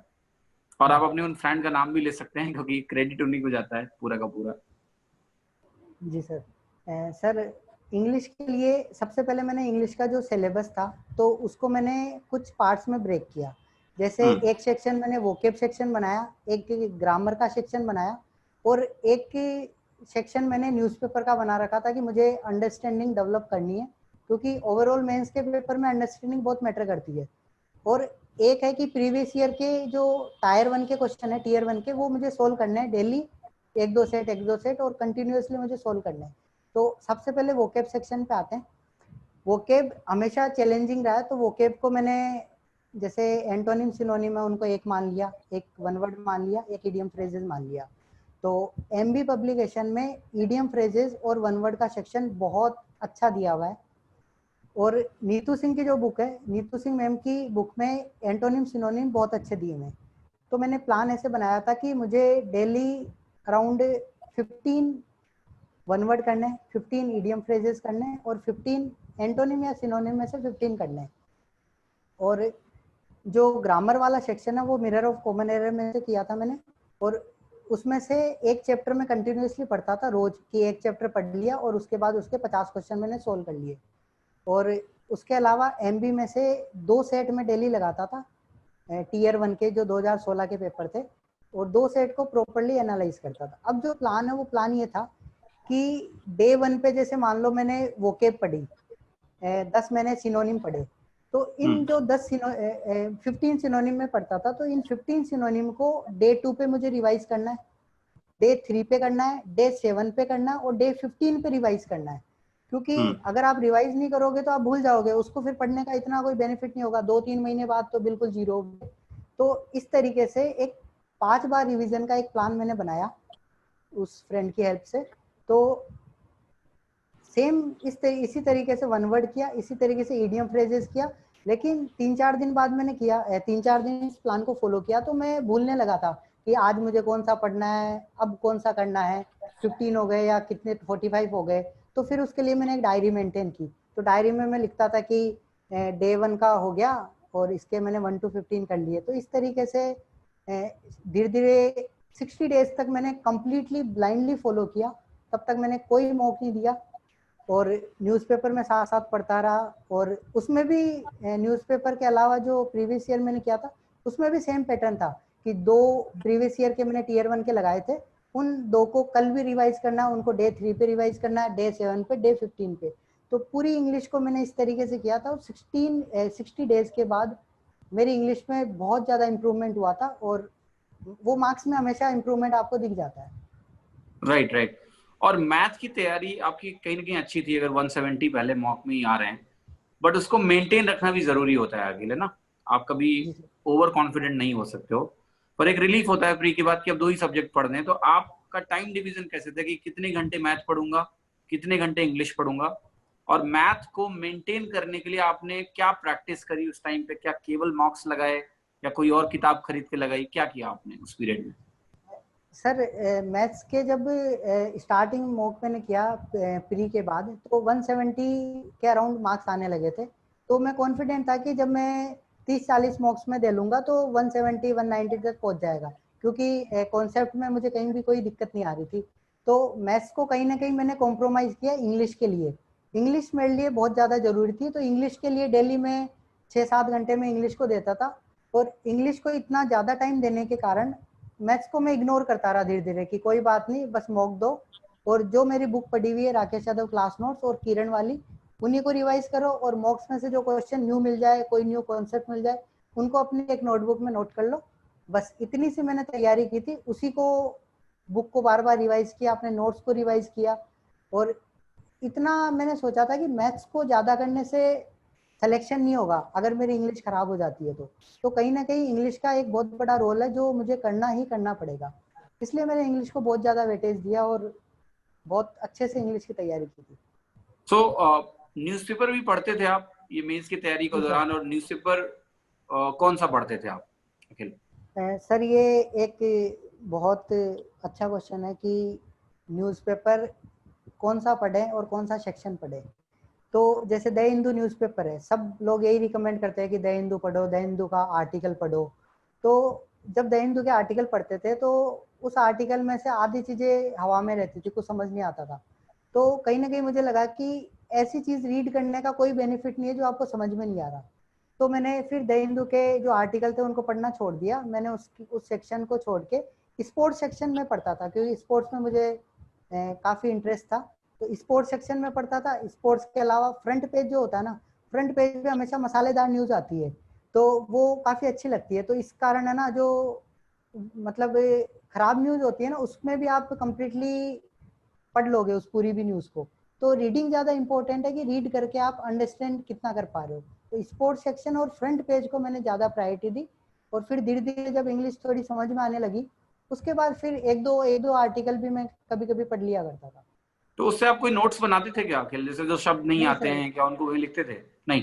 नहीं सर, उनके लिए मैं नोट्स नहीं बनाता था, क्योंकि द हिंदू के बारे में मैंने पहले भी सुना है कि उसमें वोकेब जो आती है वो रिपीट होती रहती है। तो जब आप 15-20 दिन पढ़ोगे तो थोड़े टाइम बाद आपको पता लगेगा कि वही वोकेब बार बार रिपीट होती रहती है। तो इसलिए मैंने कभी द हिंदू के नोट्स नहीं बनाए। पर जो पहली बार पढ़ के वर्ड समझ में नहीं आता है तो वो आप क्या करते थे? कैसे उसको सर तुरंत वो देखते थे क्या मोबाइल में? सर गूगल ट्रांसलेट मैंने डाउनलोड कर रखा था, और उसके अलावा एक हम्म हिंद खोज डिक्शनरी आती थी, अब तो मुझे हम्म पता हम्म नहीं। उस हम्म डिक्शनरी में मैं पहले ट्रांसलेट में डालता था, तो गूगल ट्रांसलेट उसका हिंदी मतलब के साथ साथ नीचे एक सेंटेंस भी बता देता है, लगभग सभी वर्ड्स के। तो वो सेंटेंस बहुत अच्छा लगता था कि उसका पूरा मीनिंग पता लग जाता था, उसको कहाँ यूज करना है वो भी पता चल जाता था। तो इस तरीके से धीरे धीरे इंग्लिश ने टाइम बहुत लिया, लेकिन एक अच्छी तैयारी न्यूज़पेपर से भी हुई है मेरी। राइट। तो इस फेज में अखिल आपको कभी ऐसा लगा कि आपकी मैथ कमजोर जा रही है या मैथ ट्रैक पे बनी रही है आपकी? सर मैथ्स के बारे में मुझे काफ़ी फील हुआ, क्योंकि जब मॉक दे रहा था तो जो मेरी एक्सपेक्टेशन थी कि 190 प्लस आ जाएंगे, वो स्कोर इतना ज़्यादा ग्रो नहीं हो रहा था, इतना ज़्यादा इम्प्रूव नहीं हो रहा था स्कोर में। तो मुझे फील हो रहा था कि हाँ, मैथ्स को कहीं ना कहीं मैं कॉम्प्रोमाइज़ कर रहा हूँ इस चीज इंग्लिश के लिए। लेकिन इंग्लिश मेरे लिए बहुत ज़्यादा ज़रूरी थी, क्योंकि इंग्लिश में 110 120 ला के भी कोई फ़ायदा नहीं, वो तो फिर मैं बिल्कुल ही बाहर हो जाता। तो इसलिए मैंने फिर मैथ्स को कॉम्प्रोमाइज़ किया है। ओके ओके ठीक है। सो अखिल एक बात अभी बताएं, जब बार बार एग्जाम डिले होने की खबर आ रही थी तो आप खुश थे या दुखी? सर पहले थोड़ा सा दुख होता था कि, क्योंकि हमेशा ये चाहते थे कि पेपर हो जाए बस, है ना। हम्म कभी ये नहीं चाहते थे पेपर डिले हो, अनलिमिटेड डिले हो, क्योंकि पेपर जब डिले होता है ना तो आपके दिन वेस्ट होते हैं स्टार्टिंग के। तो पहले जब ऐसा ही लगता था कि नहीं यार ये गलत हुआ है, फिर लगा कि यार चलो ठीक है, कोई एक हो सकता है भगवान कुछ अच्छा चाह रहे हो, कोई अपॉर्चुनिटी मिली हो आपको कुछ करने की, हो सकता है कुछ वीक चैप्टर रह गए हो तो उनको इम्प्रूव करो। तो फिर मैंने बहुत सारे वीक चैप्टर इम्प्रूव किए। तो उसी दौरान जब मेरी एक बार इंग्लिश कंप्लीट हो गई थी, तो ये मल्टीपल टाइम्स जब डिले हुआ पेपर, तो एक अभिनय सर है जो यूट्यूब पे पढ़ाते हैं, तो उन्होंने ज्योमेट्री के लेक्चर डाले। स्टार्टिंग उन्होंने आई थिंक ज्योमेट्री से ही किया था। तो ज्योमेट्री मेरा थोड़ा सा कहीं ना कहीं वीक था, तो मैंने उनके 36 उनके लेक्चर्स थे, तो धीरे धीरे उन्होंने अपलोड किए थे, तो वो सारे लेक्चर मैंने देख लिए थे। थोड़े बहुत एलजेब्रा में उन्होंने शॉर्ट ट्रिक डाली थी, वो सब देख लिए, ट्रिग्नोमेट्री वाली भी देख ली। तो कहीं ना कहीं जो ये पेपर डिले हुआ ये मेरे लिए बहुत पॉजिटिव था। आपने उसका अच्छा इस्तेमाल किया अपने आप को अपग्रेड जी करने के लिए। जी राइट। सो अखिल जब मेंस की फाइनल डेट आ गई और जी आपका एग्जाम 21 को था, वो जी दिन जो दोबारा एग्जाम भी हुआ था आई थिंक 21 वालों का। जी लेकिन जो 17 का फर्स्ट रिव्यू आया था, 17 का 18 का, कि पेपर मैथ्स का काफी डिफरेंट आ रहा है, तो आपको क्या महसूस हुआ कि कुछ आपने बदलाव किए उन 3-4 दिनों में, या फिर आपने कहा ठीक है जो भी होगा देखेंगे? सर पेपर के रिव्यू के बारे में मैं कभी यूट्यूब वगैरह पे ज़्यादा मैं नहीं देखता था, क्योंकि कोई भी आके कुछ भी बोलता है कि पेपर ऐसा आ रहा है, पेपर वैसा आ रहा है। हमेशा जेन्युइन लोगों से आपको पूछना चाहिए कि पेपर कैसा आ रहा है। तो मेरे काफ़ी सारे अच्छे फ्रेंड्स बन गए थे इस तैयारी के दौरान। तो उनका 17 को पेपर था, किसी का 18 को था, तो उनसे मैंने रिव्यू लिए थे, वो ऑलमोस्ट मेरे इक्वल लेवल के थे। तो उनसे मैंने जब पूछा तो उन्होंने बोला कि यार पेपर थोड़ा सा डिफरेंट आ रहा है, थोड़ा कैलकुलेटिव आ रहा है, कि एडवांस जो पोर्शन है वो कहीं ना कहीं सोचने वाली ज्यादा आ रही है, इतना इजी पोर्शन नहीं आ रहा। तो एक मैं एक तरीके से उस टाइम तैयारी कर भी नहीं रहा था, क्योंकि मैं डिप्रेशन से थोड़ा सा उस डिप्रेशन के दौर में था। तो मैं ज़्यादा फिर माइंड पे ले भी नहीं रहा था, तो क्योंकि मैंने ऊपर भगवान पे छोड़ दिया था कि जो होगा देखा जाएगा। लेकिन एक चीज़ ने बहुत हेल्प की, वो थी कि यूट्यूब पे अभिनय सर ने कुछ क्वेश्चन डाल रखे थे कि ये क्वेश्चन आ रहा है, वो क्वेश्चन आ रहा है। तो उन क्वेश्चंस को देख के ऐसा लगा कि हाँ, ऐसा क्वेश्चन अगर रिपीट होगा तो हम कर लेंगे। तो उस चीज से थोड़ा कॉन्फिडेंस और उनसे फिर थोड़ी हेल्प मिली थी। राइट। सो अखिल, जब आपका एग्जाम था 21 को, जो एग्जाम कैंसिल भी हुआ मैथ का, जी तो सर। फिर री एग्जाम हुआ, तो मैं ये पूछ रहा हूँ कि आपका जो एग्जाम कैंसिल हुआ वो अच्छा हुआ था या री एग्जाम वाला एग्जाम अच्छा हुआ, या उसके कैंसिल सर, होने का आपको कितना फायदा मिला या नुकसान हुआ? सर मुझे अराउंड 10 नंबर का मुझे बेनिफिट मिला है। ओके, जब दैट्स ग्रेट। पहला एग्जाम हुआ था तो हम्म। स्टार्टिंग में ऐसा हुआ था कि वो पेपर स्टार्ट करने के आधे घंटे बाद उन्होंने रुकवा दिया था, दोबारा पेपर स्टार्ट करवाया था। तो वो बहुत ज़्यादा थोड़ा सा इरिटेशन सा फील होता है पेपर के वहाँ के एनवायरनमेंट में बैठना भी। और उसके बाद जब वो पेपर मैंने अटेम्प्ट किया था तो मेरे साथ एक चीज़ हुई थी कि मॉक टेस्ट से वहाँ का एनवायरनमेंट बहुत ज़्यादा डिफरेंट होता है। और एसएससी में जो क्वेश्चन काउंटिंग होती है ना वो भी थोड़ी सी डिफरेंट होती है। जैसे मॉक टेस्ट में क्या होता है कि मार्क फॉर रिव्यू मैंने कर लिया तो वो मेरे टोटल अटेम्प्टेड में काउंट होता था। लेकिन वहाँ पे ऐसा होता था कि जो मार्क फॉर रिव्यू है वो अलग सेक्शन दिखाता था, मुझे ये चीज़ पहले नहीं पता थी। तो मेरे टोटल अटेम्प्टेड में 72 ही थे जब मेरा पेपर कंप्लीट हुआ। और मार्क फॉर रिव्यू में लगभग 20 क्वेश्चन, 20 तो नहीं थे लेकिन एग्जैक्ट मुझे याद नहीं है, लेकिन 10-12 क्वेश्चन लगभग होंगे। तो जब मैं बाहर आया तो मैं बहुत ज़्यादा परेशान था कि यार 72 क्वेश्चन ही किए, ये तो टोटल अटेम्प्ट ही 144 के किए, थोड़े गलत हो जाएंगे 135 नंबर ही आएंगे, तो ये तो बहुत ज़्यादा गलत हो गया। तो मैंने फिर एक दो फ्रेंड को फ़ोन लगाया, उनसे पूछा, मैंने कहा यार 72 अटेम्प्ट ही हुए। तो उन्होंने बताया कि 72 कौन से हैं, टोटल अटेम्प्ट है या फिर मार्क फॉर रिव्यू वाले भी है। मैंने कहा नहीं नहीं, मार्क फॉर रिव्यू तो अलग है। तो उन्होंने बताया नहीं नहीं वो फिर एक्स्ट्रा में काउंट होते हैं, तो टोटल तेरा अच्छा होगा। तब मुझे थोड़ा सा अच्छा फील हुआ कि हाँ कोई बात नहीं, जो भी पेपर हुआ है वो मेरा अच्छा हुआ है। फिर इंग्लिश का पेपर हुआ तो मैथ से काफ़ी ज़्यादा परेशान तो हो ही गए थे, लेकिन इंग्लिश के पेपर में ऐसा था कि कभी टाइम का इशू नहीं आता था, क्योंकि जब 20 के अराउंड मॉक मैंने सोल्व किए तो 1 आवर 30 मिनट्स में मेरा पेपर कंप्लीट हो जाता था। तो आराम आराम से इंग्लिश मैंने सोल्व की और इंग्लिश में मेरे मैथ से भी ज़्यादा मार्क्स आए थे। That's great. सो फाइनल कितने मार्क्स आए आपके अखिल? सर मेरे मैथ्स में 163 मार्क्स आए थे और इंग्लिश में 165 मार्क्स आए थे। ओके, फाइनली आपने इंग्लिश में ज्यादा स्कोर किया, दैट्स गुड। लेकिन काफी अच्छा बैलेंस स्कोर रहा आपका।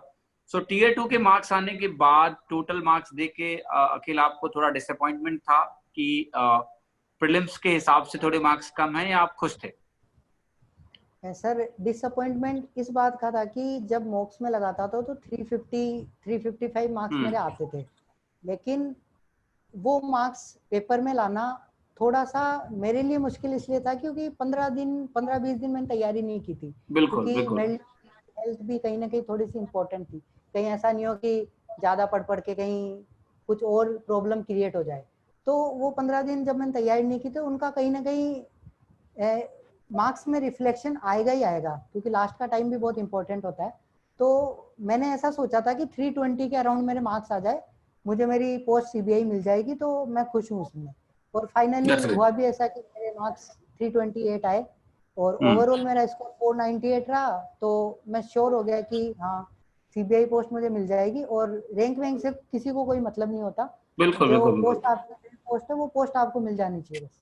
राइट। सो अखिल, इसके बाद टीयर 3 की तैयारी आपने कैसे करी, क्या तरीका था, और टीयर 3 में कितने मार्क्स आए आपके? सर टीयर 3 में मेरे 66 मार्क्स थे। टीयर 3 हम्म का थोड़ा सा पैटर्न ऐसा था कि जब प्रीवियस ईयर का मैंने देखा तो बहुत बेसिक टॉपिक आता है, कि इतना ज़्यादा कोई टफ टॉपिक नहीं आता, बहुत जनरल सा टॉपिक आता है। तो मैंने यूट्यूब से थोड़े से कुछ बेसिक टॉपिक्स की लिस्ट डाउनलोड की, कि हेल्थ हो गया, एजुकेशन हो गया, जीएसटी, डीमोनेटाइजेशन वगैरह।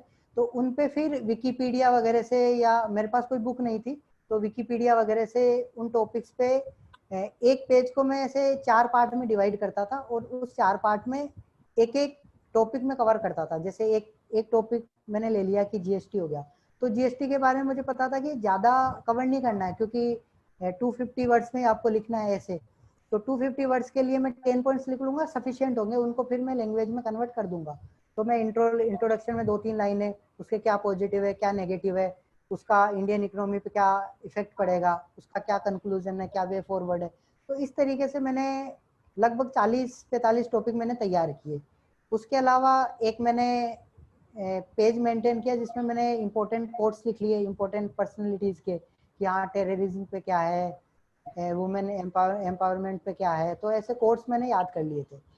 उसके अलावा ऐसे के अलावा जो सेक्शन लेटर का होता है, तो लेटर में थोड़ा सा फॉर्मेटिंग का इशू आता है कि फॉर्मल लेटर क्या होता है, इनफॉर्मल क्या होता है, तो उन सब का फॉर्मेट थोड़ा सीखा। कुछ जो लेटर थे उन लेटर को पढ़ा कि हाँ किस तरीके से लिखते हैं, क्या लैंग्वेज होती है। और उसके अलावा एक जो 2016 वालों से मुझे सीखने को मिला कि बहुत सारे लोगों को अनफेयर मीन्स में या फिर जो सब्जेक्ट मीडियम टिक नहीं करने की वजह से उनको 0 मार्क्स अवॉर्ड कर दिए थे। तो ये चीज मेरे माइंड में क्लियर थी कि सबसे पहले जाके पेपर में इंस्ट्रक्शन पढ़ना है, इंस्ट्रक्शन को कहीं अवॉइड नहीं करना है कि जो भी उसमें लिखा हुआ है ना उससे कहीं भी मुझे अलग नहीं जाना है, इंस्ट्रक्शन को कम्प्लीटली फॉलो करना है। तो मैंने इंस्ट्रक्शन फॉलो किया, मीडियम अच्छे से लिखा, और फिर वहाँ टीयर 3 में भी कहीं टाइमिंग का कोई इशू नहीं आता, तो आराम से बहुत बेसिक सा टॉपिक डिमोनेटाइजेशन आया था। और टीयर 3 भी कहीं ना कहीं बहुत ज्यादा रैंडम होता है, आपको खुद को नहीं पता होता है कि आपके 80 मार्क्स भी आ सकते हैं, आपके 50 मार्क्स भी आ सकते हैं। तो मैंने ऐसा सोचा था कि मेरे 60 मार्क्स आ जाएंगे, ओवरऑल स्कोर 560 के अराउंड हो जाएगा और मुझे मेरी पोस्ट मिल जाएगी, बस इतना सा मेरा राइट, टारगेट। बढ़िया बढ़िया। तो टोटल मार्क्स आपके फाइनल कितने बने थे? सर मेरे 564 फाइनल मार्क्स थे। ओके, और सीबीआई के लिए जो कट ऑफ थी वो कितनी थी लोवेस्ट अखिल? सीबीआई के लिए सर एग्जैक्ट तो मुझे याद नहीं, शायद 559 जनरल या फिर 550 के अराउंड रही होगी, अभी तो मुझे वो कट ऑफ भी याद नहीं है।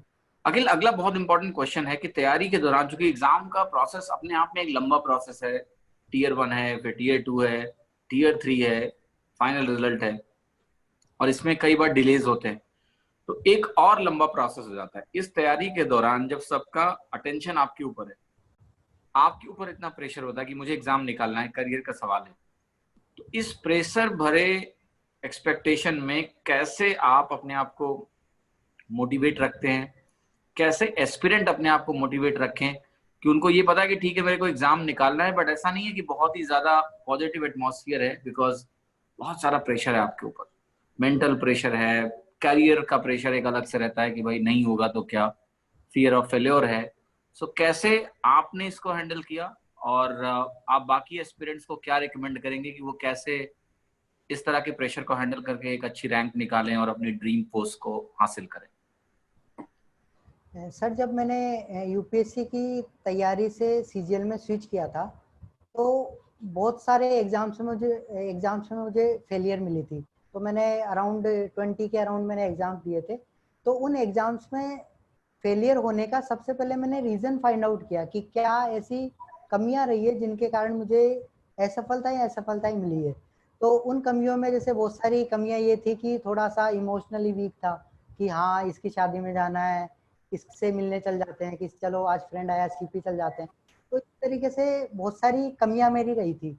तो उन कमियों को सबसे पहले आइडेंटिफाई किया, उन आइडेंटिफाई करके उन कमियों को कम करना, उन कमियों पे वर्क करना था कि ये चीजें, ये जो गलतियां रही है ये कभी रिपीट नहीं होनी चाहिए आगे सीजीएल की तैयारी में।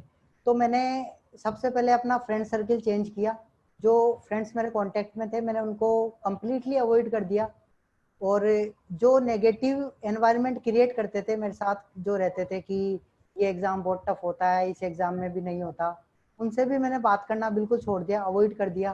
पहले मैं लोगों से काफी इंटरेक्ट करता था कि थोड़ा डिस्कशन भी करता था, वो डिस्कशन भी मैंने अवॉइड किया। मैं हमेशा उन लोगों से बात करना प्रेफर करता था जो ऑलमोस्ट सेम लेवल के होते थे, तैयारी करते थे, एमबीसीएस होते थे कि कुछ करना है, सीजीएल एग्जाम निकालना है या कुछ अदर एग्जाम के लिए थोड़ा सा बहुत ज्यादा सीरियस होते थे। तो इन फ्रेंड्स के साथ एक अच्छा फ्रेंड सर्किल जब मेरा बन गया, तो उसके बाद तैयारी बहुत स्मूथ चली।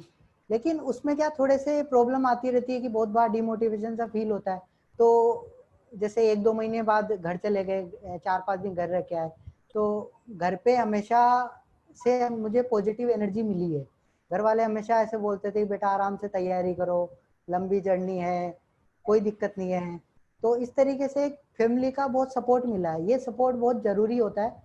और उसके अलावा जो फ्रेंड्स है, उन फ्रेंड्स का भी एक इम्पोर्टेंट रोल होता है कि कभी आप डिप्रेस्ड फील हो तो वो फ्रेंड्स आपसे बात करके थोड़ा सा अच्छा फील आपको करवा दे।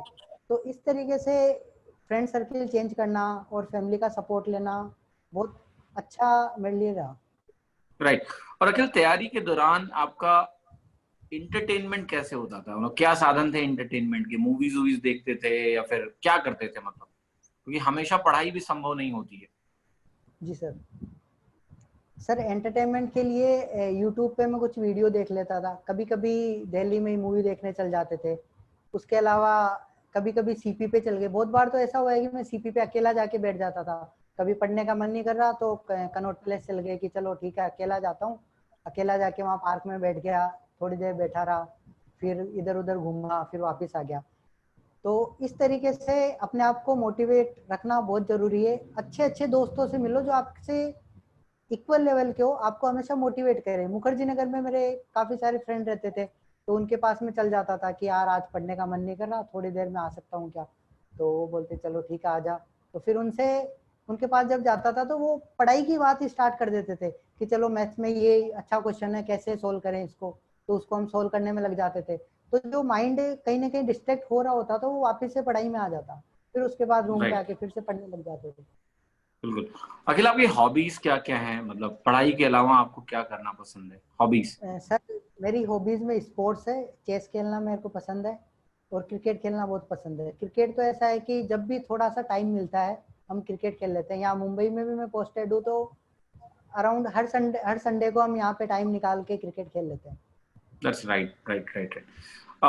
अखिल, एक मैसेज आपका जो आप एस्पिरेंट्स को देना चाहेंगे, ताकि कहते हैं ना कि जो एक ड्रीम है जहां पर आप लाखों एस्पिरेंट के बीच में बैठते हो, तो वो जी सर। सपना जो है ना टूटे, उनका उनका सपना भी बना रहे और वो अपने सपने के लिए लगातार लड़ते रहे कि वो उन्हें हासिल करना है। तो वो आखिरी मैसेज आपका एस्पिरेंट के लिए क्या होगा?